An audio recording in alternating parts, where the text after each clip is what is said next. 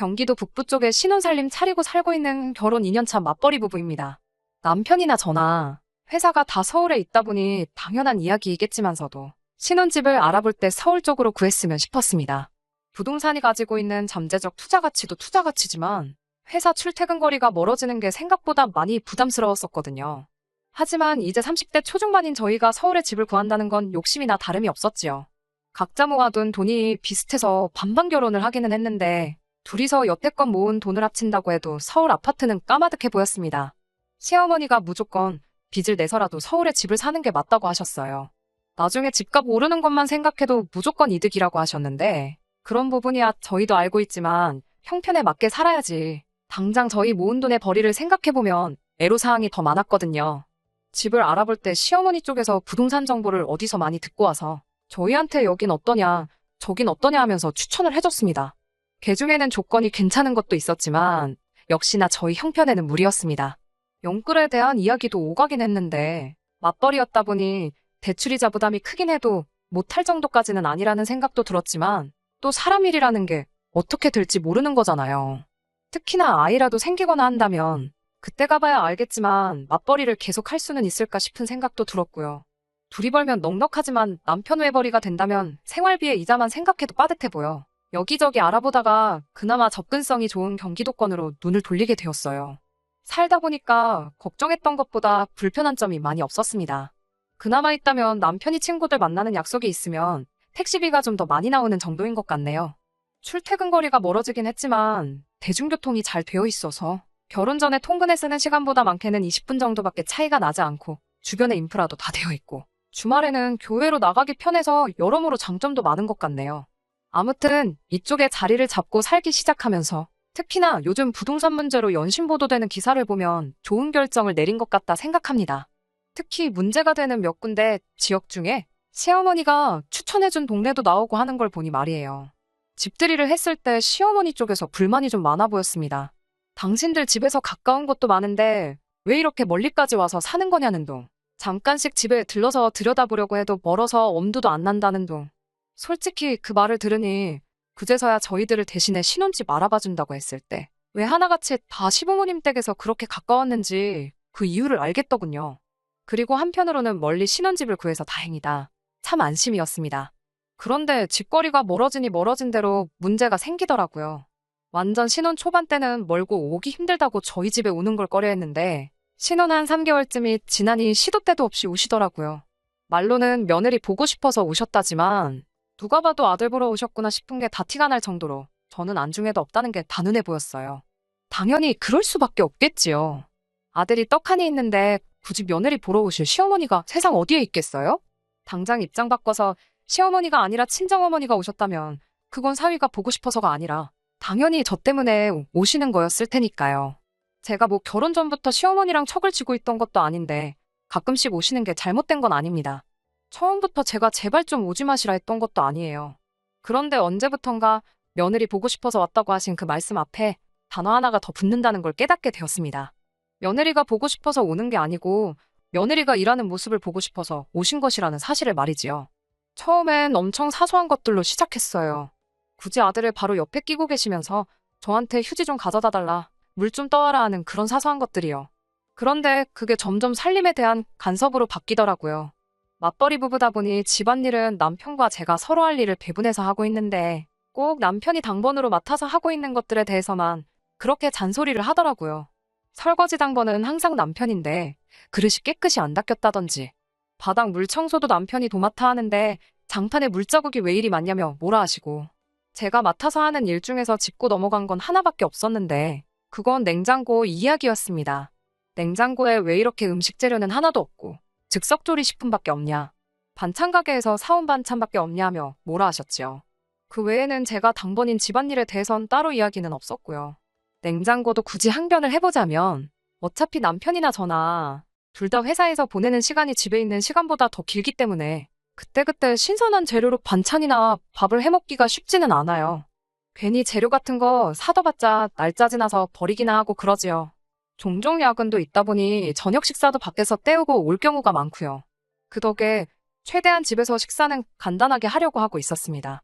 인스턴트가 몸에 안 좋은 건 알고 있지만 시간적으로 보나 경제적으로 보나 조리된 식품 사서 먹거나 간단히 한 끼 때울 수 있는 게 더 유리했었으니 그렇게 했던 거예요. 아무튼 그런 와중에도 시어머니가 찾아오시면 저도 최대한 불편하거나 싫은 티 안 내고 최선을 다했습니다.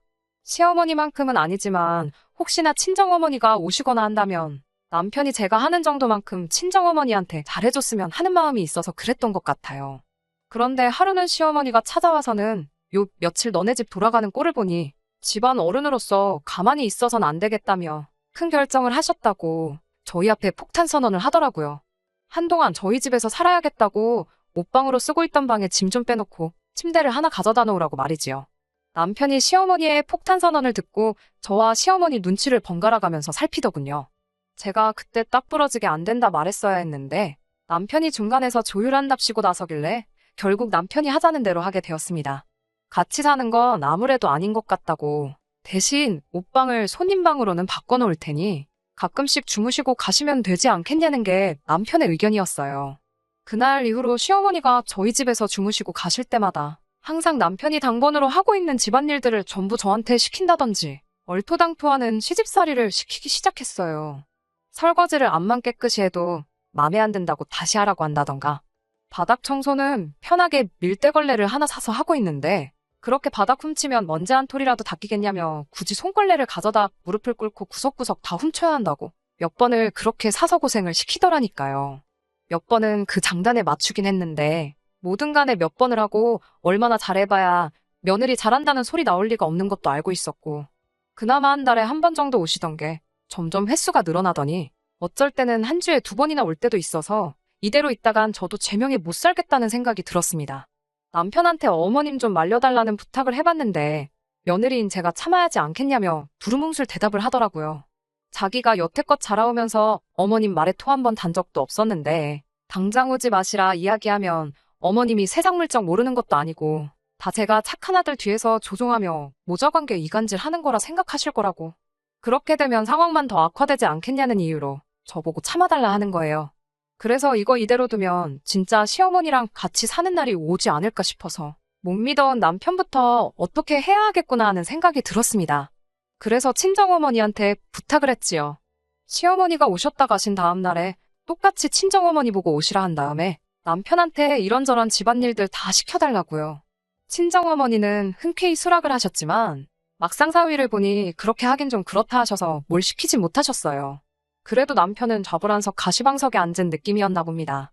그냥 친정어머니가 하루 주무시고 가시는 것만으로도 충분히 불편하고 부담스러워 하더군요. 아무것도 안 시키는 친정어머니가 계시기만 해도 저렇게 부담스럽고 불편한데 저는 오죽 힘들었을까 싶었는가 봅니다.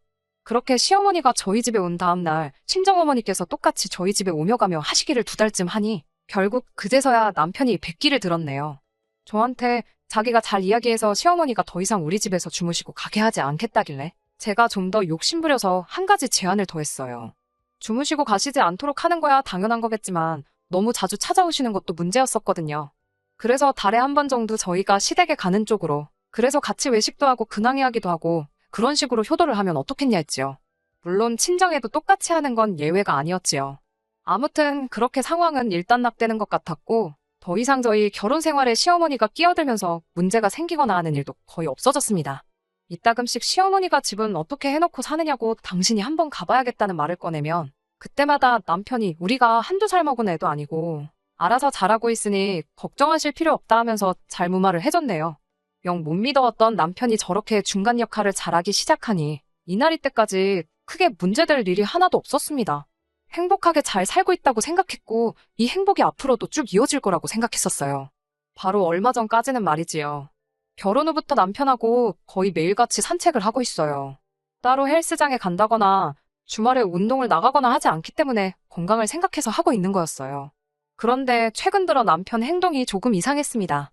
산책로가 따로 정해져 있는 건 아니고 아파트 단지 근처로 그날그날 여기저기 돌아다니는 식인데 얼마 전부터 남편이 부동산 앞에만 가면 잠시 멈칫한다거나 고개가 돌아가더라고요. 부동산 유리창에 붙은 금매전단을 보고는 골똘히 생각에 잠기거나 그러는 거예요. 저희가 2년 전에 집을 사긴 했는데 지금 사실 그때랑 비교해보면 집값이 조금 내려갔어요. 부동산 상황에 따른 어쩔 수 없는 가격 하락이고 어차피 집도 마음에 들고 하다 보니 최대한 신경 쓰려고 하지 않아요. 2천만 원 정도 더 내려갔는데 오히려 그때 시어머니가 추천해줬던 아파트만 두고 보면 거긴 억대로 떨어진 곳도 있으니 오히려 그 점이 다행이라 생각하고요. 저는 남편이 부동산 가격을 유심히 보는 게 가격이 내려간 게 안타까워서 그러는 건가 싶었거든요. 그런데 그게 아니라 다른 꿍꿍이 속이 있던 거였더라고요. 난데없이 저한테 통보하듯 말을 하더군요. 시부모님이 이쪽 동네로 이사 오기로 했다고요. 그제서야 그동안 산책하면서 부동산 앞에서 급매물에 그렇게 관심을 보이던 게 왜 그랬는지 알았습니다. 살아보니 서울보다 북적대는 거 없고 한적하지, 공기도 비교적 좋은 편이지. 집값도 서울과 비교해보면 저렴하니 현재 살고 있는 집을 정리해서 이쪽으로 이사 오면 노후자금 걱정도 끝이잖아요. 제가 봐도 단점 하나 보이지 않고 장점뿐인데 제가 쌍수를 들며 반길 것까진 아니지만 그렇게 결정했다 해도 반대는 안 했을 거예요. 하지만 저한테 상의 한마디도 없이 이 일을 몰래 진행했다는 게 어이가 없고 솔직한 심정으론 너무 서운하고 열이 받았습니다. 그리고 자세한 내막을 알고 나니 이 이사를 주도적으로 진행한 게 다른 사람이 아니고 남편이었다는 걸 알게 되었어요. 시어머니한테 이 동네가 얼마나 좋은지 설득하고 최근에 집값이 내려가기 시작하면서 급매물로 나오는 부동산 정보들 틈틈이 확인하고 있다가 시기적절할 때 시어머니를 이사시킨 거였지요. 심지어 집이 저희 집에서 걸어서도 오며 가며 할 정도로 가까웠습니다. 이쪽이 개발된 신도시는 아닌지라 작은 규모의 아파트들이 여기저기 뭉쳐있는 동네거든요. 다른 아파트이긴 한데 걸어서 5분 남짓 거리밖에 되지 않으니 따지고 보면 그냥 같은 단지에 살고 있다고 해도 무방할 정도로 가까운 거리였습니다. 당장 집이 가깝다 보니 모른 척하기도 정말 힘들었어요. 도배장판 하는 사람들이 오기로 했으니 저보고 이사갈 집에 가서 관리 감독을 하고 있으라던지부터 가구 같은 거 배달 오기로 한날에 집 지키고 있으라는 부탁까지 해오더라고요. 처음 한번 가주니까 당연한 건 줄 알고 계속해서 저만 시키길래 두 번째부터는 남편 보고 가 있으라고 보냈지요. 그러니 또 그 뒤부터는 귀신같이 멈추더라고요. 이 정도면 시댁이 가까워졌어도 버틸만하다 싶었는데 진짜 고통은 시부모님이 이쪽 동네로 완전히 이사를 들어오고 나서부터 시작되었습니다.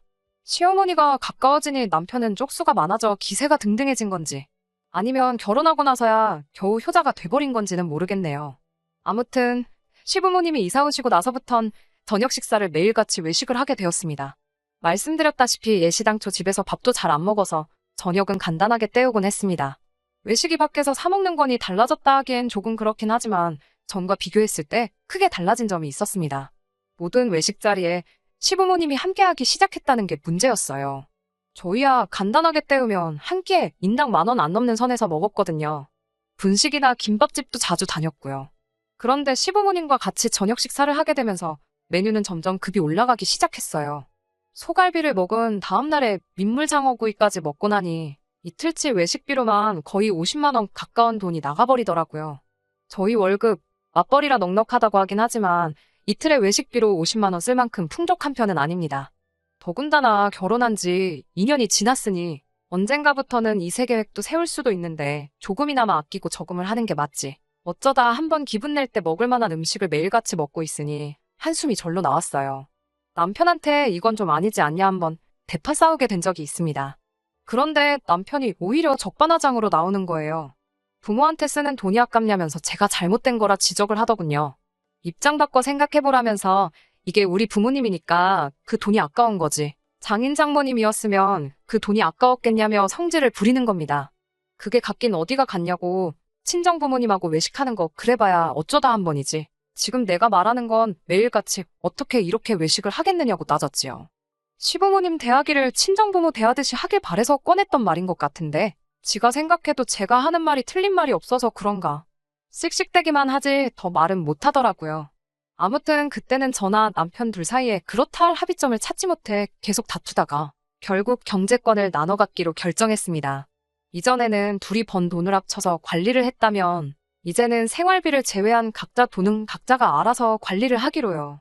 그러니 시부모님과 외식을 하는 건 남편 몫의 지출이 되게 되었고 그 덕에 한동안 외식하자는 이야기는 나오지 않았어요.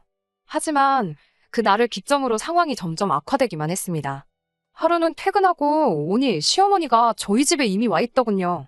이 상황이 무언가 파악하기도 전에 꺼낸 한마디. 이제 왔냐고 하면서 밥이나 차려보라더군요. 네가 외식하는 게 싫다길래 집에서 먹는 건데 뭐가 문제냐는 식으로 나오는데 경제권을 각자가 알아서 관리하게 되면서 궁지에 처하게 된 남편이 시부모님을 무기로 꼼수를 부리기 시작했던 거지요. 그날 저희 집에서 저녁 식사 마치고 거실에서 TV 보다가 밤 11시가 넘어서야 집으로 돌아가시더군요. 남편한테 어디 한번 해보자는 거냐고 따져 물었더니 다 네가 원하는 대로 해주고 있는 건데 뭐가 문제냐며 저한테 오히려 큰 소리를 치네요. 참 이런 상황을 두고 뭘 어떻게 해야 하는 건지 싶습니다. 한 발 떨어지니 두 걸음 다가서는 상황이에요. 또 어떤 방법을 써서 떼어낸다 해도 날이 갈수록 악화가 되니 그냥 적당한 선에서 제가 항복을 해야 하는 게 맞는 건가 싶네요. 안녕하세요. 이렇게 후기로 다시 찾아뵙게 되었습니다. 결혼 2년 차에 시부모님이 저희 집 5분 거리에 이사와서 고민이라고 사연을 보냈던 쓰니입니다. 이렇게 저렇게 하라 의견 주신 분도 많고 제가 어떻게 지내는지 궁금해하시는 분들도 많아서 이렇게 다시 사연을 보내기로 결심을 했습니다. 일단 먼저 결론부터 말씀을 드려보자면 남의 편 남편과는 영원한 남이 되었어요. 처음에는 저도 그냥 적당한 선에서 넘어가려고 했습니다. 시모 입장에서도 매번 며느리가 어떻게든 이겨먹으려더니 한 번 버릇을 고쳐놓겠다고 더 저러는 거 아니냐는 주변 지인들의 충고를 들었고 저도 조금 양보를 해보기로 결심을 했었거든요.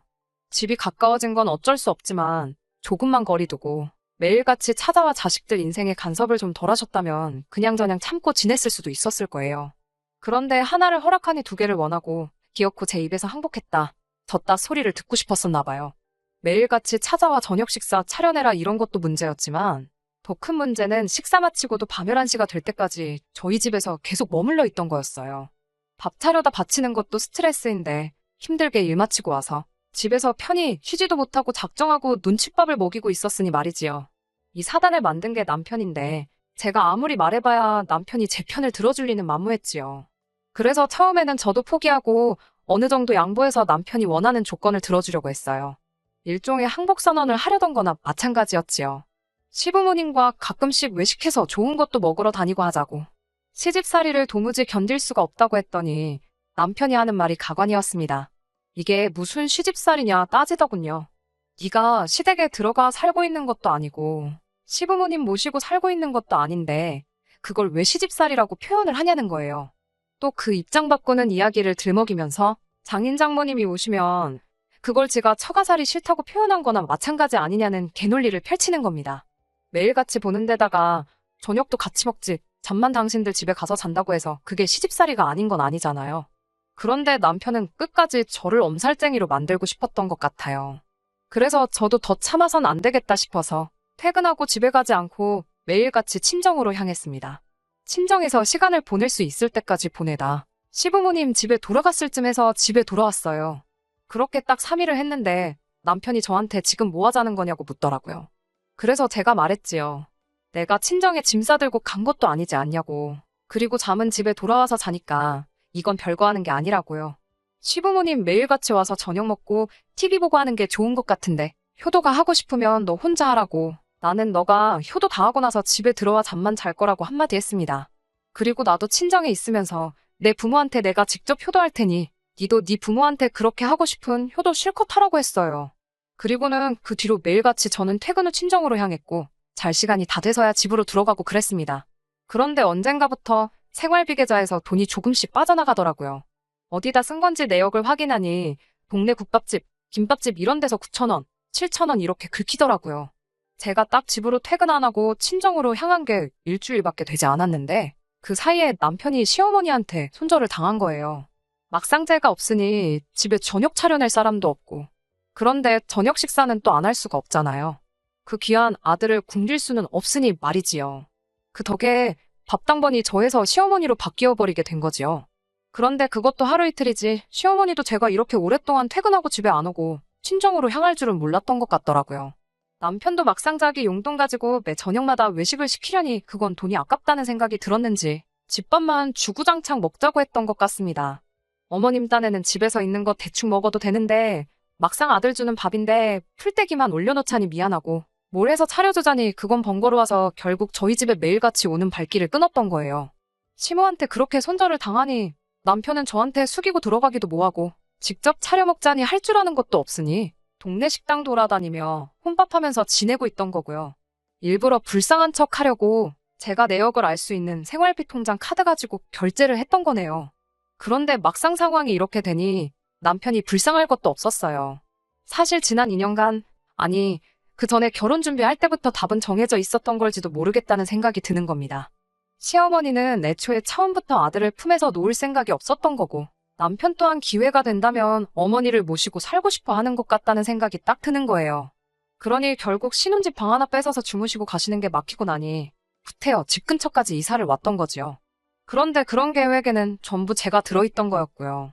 일은 일대로, 잔소리는 잔소리대로 다 저 혼자 하고 들어야 했고, 효자 소리는 남편이 듣는 상황이었던 거예요. 뭐 애초에 시부모 봉양 잘한다고 효부 소리 듣고 살고 싶은 생각도 없었지만 말입니다. 그런 생각을 가지고 있는 즈음인데도 남편은 시모도 없는 빈집에 계속해서 늦게 들어오는 저를 두고 사과 한마디 없이 자존심만 세우고 있더라고요. 그때 생각이 든 게 이 사람 없이도 나는 충분히 행복하게 잘 살 것 같다는 마음이었습니다. 애초에 온갖 스트레스 받아가며 혹시 또 시모가 며느리한테 수발들게 시키지 않을까 하는 걱정을 끌어안고 사는 것보다 차라리 혼자 사는 게 낫겠다는 결심이 들더라고요. 그 결심이 섰을 때 드디어 퇴근 후 친정으로 향하지 않고 집으로 곧장 들어갔습니다. 제 마음은 아무것도 알 리가 없던 효자 남편은 일찍 들어온 저를 보고 제가 이제서야 백기를 들고 항복한 거라고 생각했나 보더라고요. 그 와중에도 남편은 그러니까 생활비로 가끔씩 시부모님하고 외식도 하고 그러면 자기도 시부모님이 매일같이 집에 오지 않게 잘 이야기를 해주겠다 이딴 소리를 짓거리는 거예요. 그런 남편 면전에다 대고 그냥 시부모님 매일같이 집에 모셔서 외식을 하든 임금님 수라상을 차려주든 알아서 하라고 했어요. 나는 오늘 이혼 서류 전해주러 왔을 뿐이라고 했지요. 자신만만해 있다가 이혼 이야기에 무너지던 남편 표정이 아직도 생각이 나네요. 아무튼 그날 제 짐 챙겨 나오고 결국 이렇게 이혼하게 되었습니다. 남편을 시부모님 집으로 내쫓고 나서 제가 그 집에 있는 방법도 있었지만 굳이 5분도 안 되는 거리에서 지내고 싶지도 않았고 교통 편하다고 하긴 했지만 서울에서 출퇴근하는 것만 하겠나 싶어서 친정으로 갔지요. 이혼하는 과정에서 남편이 어머님 아버님 돌아가시면 새로 산 아파트며 서울집 팔아서 남은 돈도 상당한데 그 돈이 다 우리들 거 되는 거니 꾹 참고 살자는 거예요. 어떻게 제 마음 돌리려 설득을 할 때도 저런 시도 안 먹힐 소리를 하는지. 100세 시대라는데 앞으로 30년은 더 걸릴 이야기 가지고 생색내지 말라고 했지요. 그렇게 식모대접 받으며 30년 살다가 나중에 내 자식 며느리한테 똑같이 대리효도 받는 게 당연하다고 생각하는 똑같은 사람 될 생각 없다 했습니다. 무슨 말을 해도 내 마음을 다시 돌릴 생각 없으니 변호사 선임해서 뜯어낼 수 있는 거 전부 다 뜯어내. 얼마 되도 않는 재산이나마 싹 다 털어가 버리기 전에 깔끔하게 이혼하자고 해서 결국 이혼하게 되었습니다. 그렇게 된 지가 벌써 3개월이 지났는데 후회는 남지 않고 여전히 잘 내린 결정이라는 생각이 드네요. 사람 일이 어떻게 될지 모르니 제가 앞으로 다른 가정을 꾸릴지 평생 혼자서 지내게 될지는 모르겠네요. 하지만 적어도 제 주관 지키며 꿋꿋하게 잘 살아갈 생각입니다. 끝까지 들어주셔서 감사합니다. 오늘의 사연은 여기까지입니다. 구독과 좋아요, 알람 설정 부탁드리고 더 좋은 사연으로 다시 찾아뵙겠습니다. 감사합니다.